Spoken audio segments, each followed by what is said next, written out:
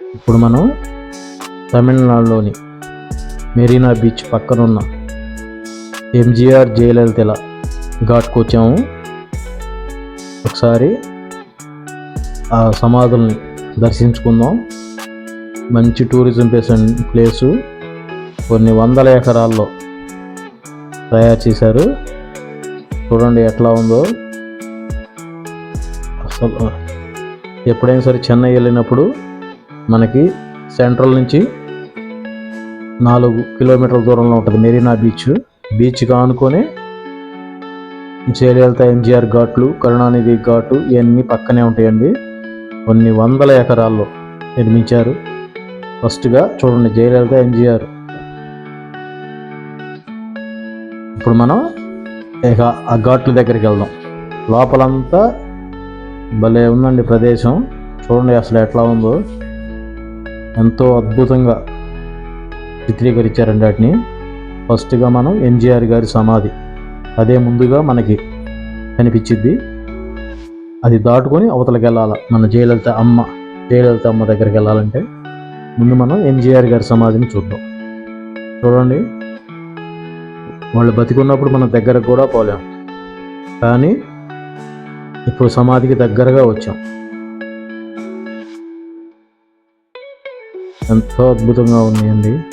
అమ్మ, తమిళనాడు ప్రజలందరికీ అమ్మ. అక్కడికి వెళ్తేనే నాకు రోమాలు ఎక్కబరుచుకున్నాయండి ఆమె దగ్గరికి. ఎంతసేపు ఉన్నా ఇంకా ఉండాలనిపించేటట్లుగా ఉంది అక్కడ ప్రదేశం. అమ్మ చూడండి, ఇప్పుడు కూడా ఆమె లేదనేది ఊహించుకోలేం మనం. ఇది అమ్మ ఘాట్.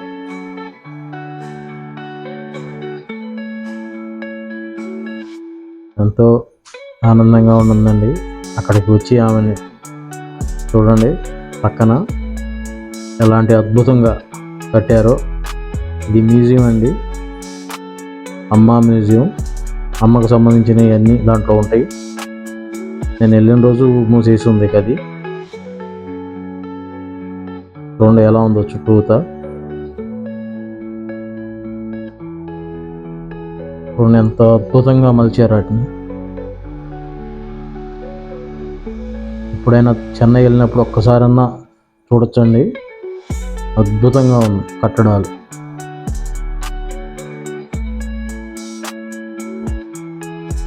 మన భారతరత్న ఎంజి రామచంద్రన్.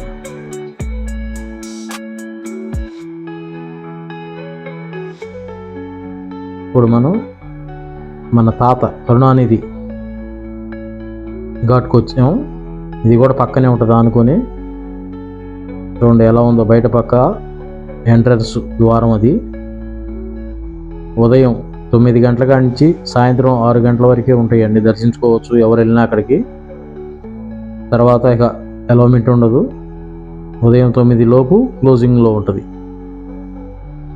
చూడండి ఎలా ఉందో. కొన్ని వందల ఎకరాల్లో ఉందండి. అమ్మ జయలలిత ఘాట్ కానీ, కరుణానిధి తాత ఘాట్ కానీ. చూడండి ఒక పార్కు లాగా. చిన్నగా వెళ్దాం అక్కడికి. మనం తాత సమాధి దగ్గరికి వెళ్దాం.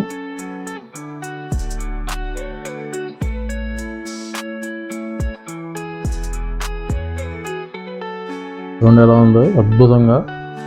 రాజగోపురాలు ఉన్నట్టు ఉన్నాయి. పాలు పోసి పాలు ఎత్తచ్చు అలా ఉన్నాయి. అంత నీట్నెస్గా. ముందుగా మనకి పేరీ నాయర్ అనేది ఒక అన్న అనే సమాధి వచ్చిందండి. ఇది నాకైతే ఐడియా లేదు. ఎవరన్నా తెలిసిన వాళ్ళు ఉంటే కొంచెం కామెంట్లో తెలియజేయండి ఆయన ఎవరో. ఫస్ట్గా ఆయన సమాధి మనకి దర్శనమిచ్చిద్ది తాత కరుణానిధి సమాధి దగ్గరికి వెళ్ళే ముందు. చూడండి తాత బతికి కూర్చున్నట్టే ఉన్నాడు. ఇప్పుడు తాత ఘాట్ దగ్గరికి వెళ్తున్నాం మనం. కరుణానిధి మన కళ్ళజోడు పెట్టుకొని టోపీ పెట్టుకొని తాత ఎవరైనా గుర్తుపడతారు కరుణానిధి అనగానే. చూడండి ఎదురుగా ఎలా ఉందో. వెళ్దాం అక్కడికి మనం ఒకసారి. తాత ఏదో రాస్తున్నాడు. తాతగాడి దగ్గరకు వచ్చేసాం మనం.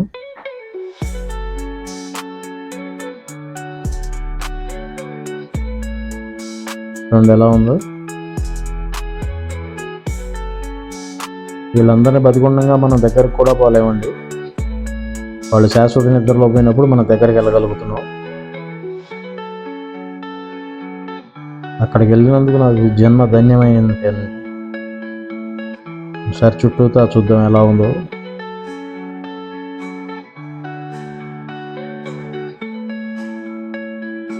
ఈ వీడియో నచ్చినట్లయితే జస్ట్ ఒక లైక్ ఇవ్వండి.